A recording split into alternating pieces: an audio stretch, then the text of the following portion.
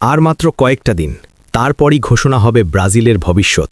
হ্যাঁ, ঠিকই শুনছেন, এই মাসের ১৬ মে বিশ্বকাপের লক্ষ্যে তার প্রথম বড় পদক্ষেপ নিতে যাচ্ছেন কিংবদন্তি কোচ কার্লো অ্যানচেলোত্তি। আজ ৪ তারিখ, অর্থাৎ হাতে আছে মাত্র ১২ দিন, আর এই ১২ দিনের ভেতরেই ফুটবল দুনিয়ায় তৈরি হচ্ছে তুমুল উত্তেজনা। কারণ গতকাল দীর্ঘ এক প্রেস কনফারেন্সে অ্যানচেলোত্তি স্পষ্ট করে দিয়েছেন ব্রাজিলকে ঘিরে তার স্বপ্ন, তার পরিকল্পনা এবং বিশেষ করে আসন্ন ফ্রান্স ও ক্রোয়েশিয়ার বিপক্ষে ম্যাচ নিয়ে তার পূর্ণ প্রস্তুতির কথা। প্রেস কনফারেন্সে তিনি একদম পরিষ্কার ভাষায় বলেছেন তার বিশ্বকাপের নীল নকশা তৈরি। যদিও তার চুক্তি ২০৩০ সাল পর্যন্ত, তবে তার প্রধান লক্ষ্য ২০২৬ বিশ্বকাপ। তিনি মনে করেন ২০২৬এই ব্রাজিলকে আবারও বিশ্ব চ্যাম্পিয়ন করার বাস্তব সুযোগ আছে, আর সেই লক্ষ্যেই এখন থেকেই সব পরিকল্পনা সাজানো হচ্ছে ধাপে ধাপে। তবে তার আগে বড় পরীক্ষা ফ্রান্স ও ক্রোয়েশিয়া। সবচেয়ে বড় খবর, ব্রাজিল দলের কোচিং স্টাফে আনুষ্ঠানিকভাবে যোগ দিচ্ছেন তার ছেলে ডেভিড অ্যানচেলোত্তি সহকারী কোচ হিসাবে। এই বাপ ছেলের জুটি আমরা আগেও দেখেছি real Madrid, Napoli, Bayern Munich এবং এভারটনে। প্রতিটি ক্লাবেই তাদের বোঝাপড়া, কৌশল এবং ম্যাচ রিডিং ছিল অসাধারণ। এখন সেই অভিজ্ঞতা কাজে লাগবে ব্রাজিল জাতীয় দলে। ফুটবল প্রেমীরা বিশ্বাস করছেন এই শক্তিশালী ফাদার সান কম্বিনেশন ব্রাজিলকে নতুন উচ্চতায় নিয়ে যাবে। অ্যানচেলোত্তি স্পষ্ট জানিয়েছেন বিশ্বকাপ জিততে হলে প্রতিটি পজিশনে থাকতে হবে সলিড ও নির্ভরযোগ্য পারফর্মার, কোনো দুর্বলতা রাখা যাবে না। তাই ফ্রান্স ও ক্রোয়েশিয়ার বিপক্ষে ম্যাচ তার কাছে শুধু প্রীতি ম্যাচ নয়, এটা তার প্রকল্পের প্রথম বড় অগ্নি পরীক্ষা।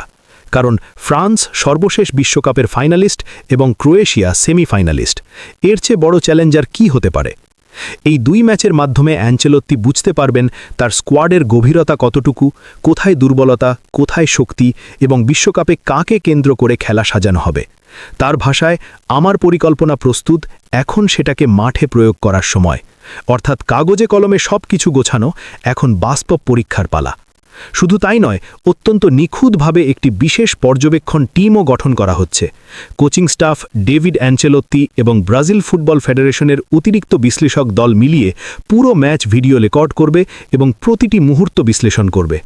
কোন জায়গা থেকে আক্রমণ তৈরি হচ্ছে, কোথায় ডিফেন্স দুর্বল হচ্ছে, কোন প্লেয়ার চাপের মুখে কেমন পারফর্ম করছে, সব কিছু খুঁটিনাটি পর্যবেক্ষণ করা হবে। এতে করে একটা বিষয় মোটামুটি পরিষ্কার, ফ্রান্স ও ক্রোয়েশিয়ার বিপক্ষে যে স্কোয়াড দেখা যাবে সেটাই অনেকাংশে ২০২৬ বিশ্বকাপের মূল স্কোয়াডের ভিত্তি হয়ে উঠতে পারে।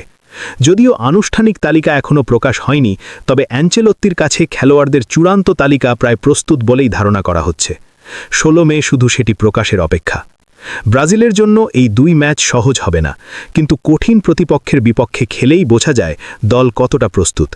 অ্যানচেলোত্তি নিজেও বলেছেন, এই দুই ম্যাচের পরই আমরা বুঝতে পারব বিশ্বকাপে আমাদের আসল শক্তি কতটা। তার আত্মবিশ্বাস স্পষ্ট, কিন্তু একই সাথে রয়েছে বাস্তবতা।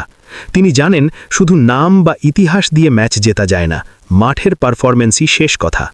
Brazil football federation, team selector, development committee সবাই মিলে একসাথে কাজ করছে একটি লক্ষ্য সামনে রেখে, ২০২৬ বিশ্বকাপ জয়। পরিকল্পনা হবে সুপরিকল্পিত, সিদ্ধান্ত হবে বিশ্লেষণ ভিত্তিক এবং প্রতিটি পদক্ষেপ নেওয়া হবে দীর্ঘমেয়াদী চিন্তা থেকে।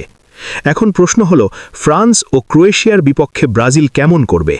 এই ম্যাচগুলো কি অ্যানচেলোত্তির প্রকল্পের জন্য শক্ত ভিত্তি গড়ে দেবে, নাকি দেখাবে নতুন কোনো দুর্বলতা?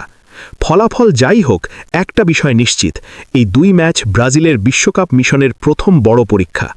সব মিলিয়ে বলা যায় অ্যানচেলোত্তির প্রজেক্ট এখন পুরো গতিতে এগোচ্ছে।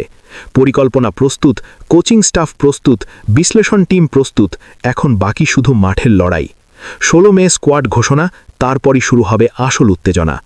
আপনার কি মনে হয়, ফ্রান্স ও ক্রোয়েশিয়ার বিপক্ষে ব্রাজিল জিততে পারবে? ২০২৬ বিশ্বকাপে অ্যানচেলোত্তির নেতৃত্বে সেলেসাও কি আবারও বিশ্ব চ্যাম্পিয়ন হতে পারবে? আপনার মতামত অবশ্যই কমেন্টে জানান, কারণ ফুটবল শুধু খেলা নয়, এটা আবেগ, এটা বিশ্বাস, এটা স্বপ্ন। আর সেই স্বপ্ন পূরণের পথেই এখন এগোচ্ছে ব্রাজিল। ধন্যবাদ সবাইকে।